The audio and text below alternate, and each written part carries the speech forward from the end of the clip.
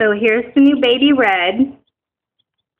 They're curious about her, and she's so much smaller than them when I first got those two. She's so precious.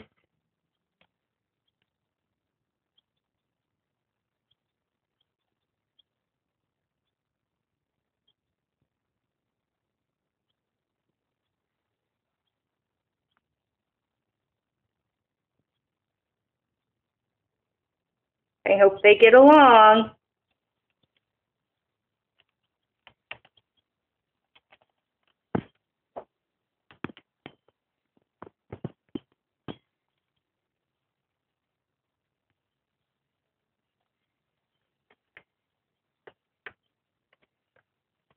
And we've decided on names for the others. We've got Bree for the white one, and Nutmeg for the brown. And funny and oddly enough, I'm thinking maybe Ginger for the red.